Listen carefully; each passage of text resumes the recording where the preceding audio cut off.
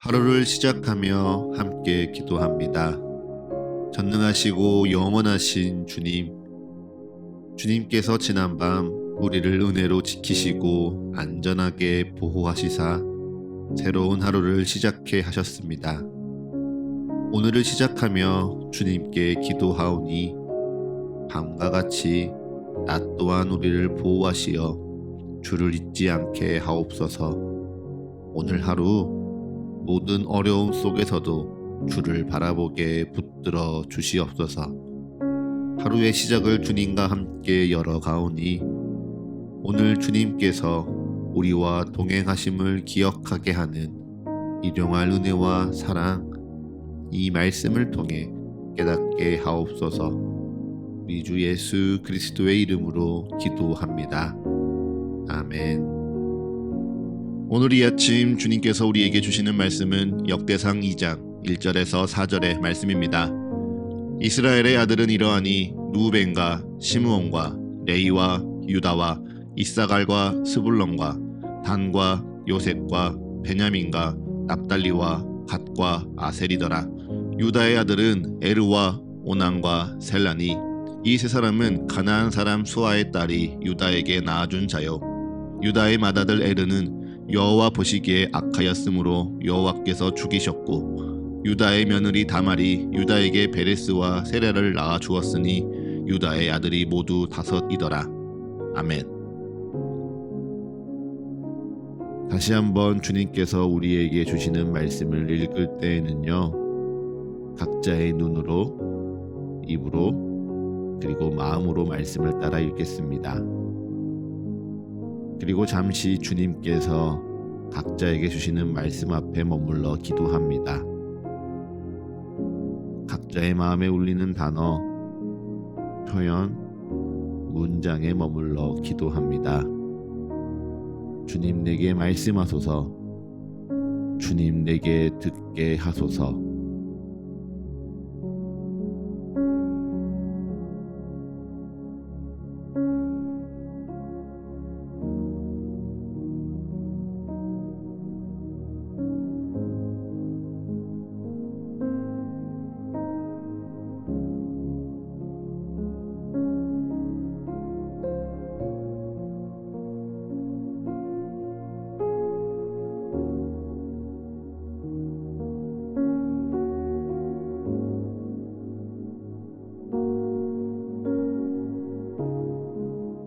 예전 청년의 시절 이런 농담을 주고받은 적이 있습니다.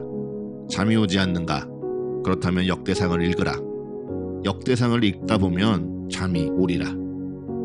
역대상 1장부터 8장까지 계속 반복되는 단어. 누가 누구를 낳고 또 누가 누구를 낳고를 반복하다 보면 어느새 잠이 올 수밖에 없다. 서로 이야기하고 웃곤 했습니다. 네, 그처럼 역대상 1장부터 8장까지는 계속 누가 누구를 낳았다는 이야기가 반복됩니다.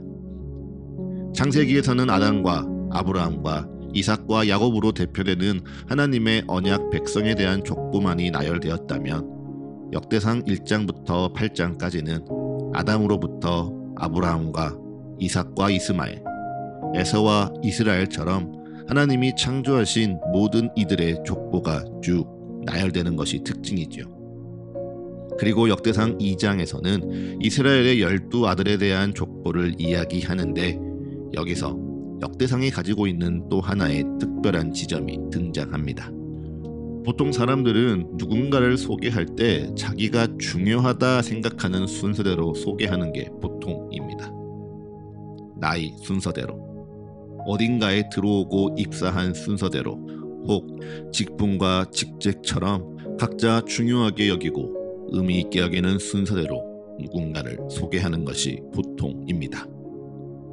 그러고 보면 역대상 2장 1절과 2절은 이스라엘의 아들들이 태어난 순서가 중요하지 않습니다.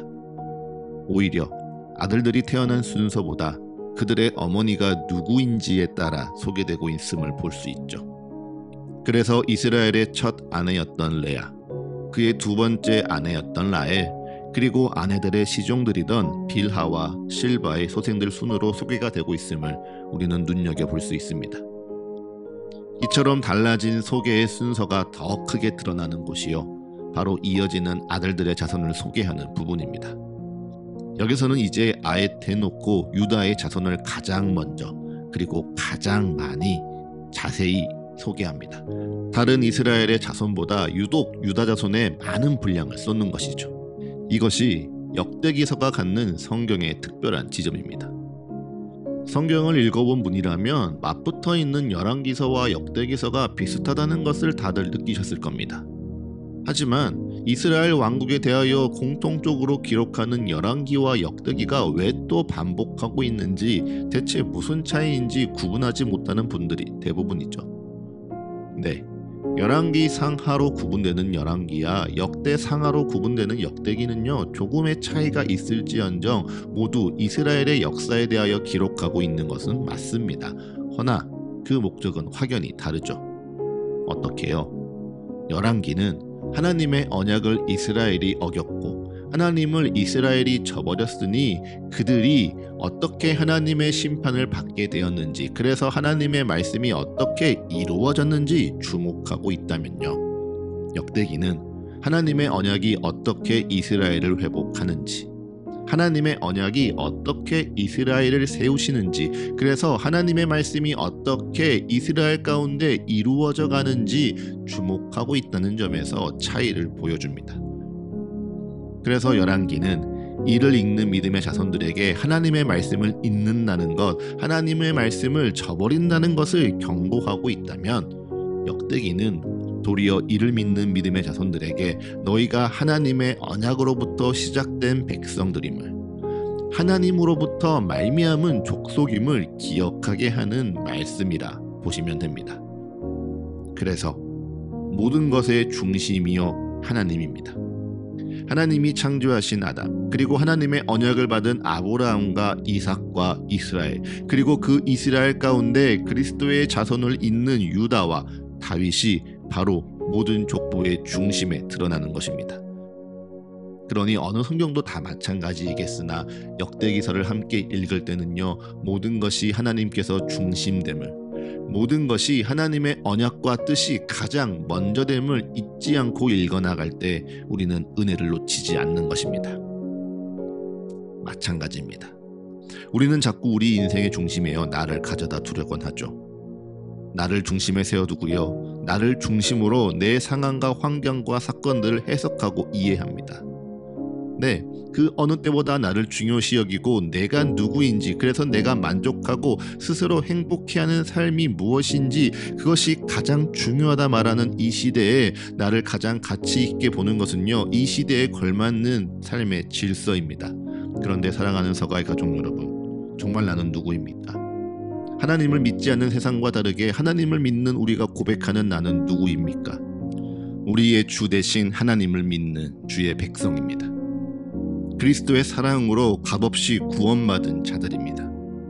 성령 하나님이 함께 하시니 날마다 그의 도움을 받고 그의 보호하심을 받는 어린 양입니다. 그러니 우리의 삶의 중심이 누구입니까? 바로 하나님입니다. 하나님의 말씀이 우리 삶의 중심이고요, 하나님의 언약이 우리 삶의 중심입니다. 하나님의 사랑이 우리의 삶의 중심이고요, 하나님의 도우심과 인도하심이 우리 삶의 중심입니다. 기억하십시오. 내가 아닌 주님이 중심입니다. 그러니 사랑하는 서가의 가족 여러분, 여러분의 삶을 정말 의미 있는 순서대로 정렬하십시오. 지금껏 내 뜻, 내 계획, 내 가치, 내 마음대로 나의 삶을 정렬하셨다면요, 이제는 정말 하나님의 뜻 안에서 여러분의 삶을 다시 정렬하십시오.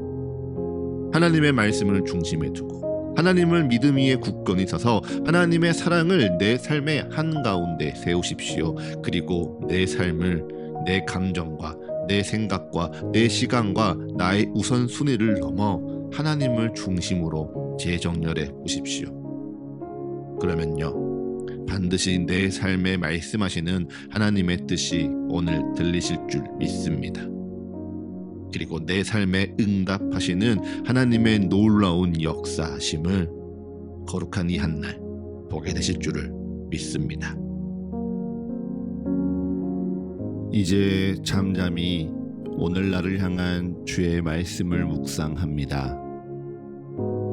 겸손히 오늘 내게 주신 주의 마음을 고백합니다. 그리고 담담히 오늘 나의 삶을 주님께 드리며 기도합니다.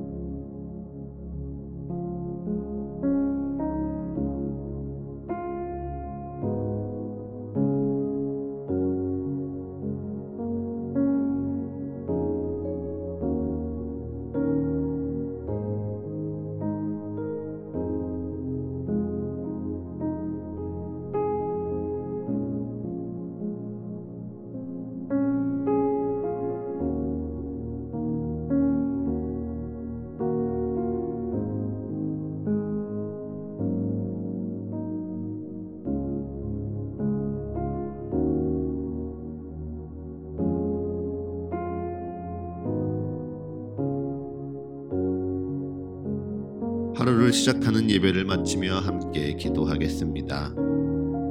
오늘 이 하루를 주님의 말씀으로 시작하며 주님께 기도합니다. 우리의 기도에 응답하시며 역사하시는 주님을 더욱 알아가고 사랑하는 이 하루 되게 하여 주옵소서.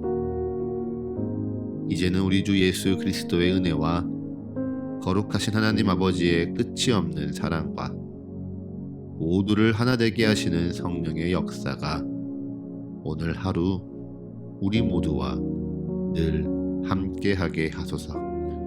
이 모든 간구 우리 주 예수 그리스도의 이름으로 기도합니다. 아멘.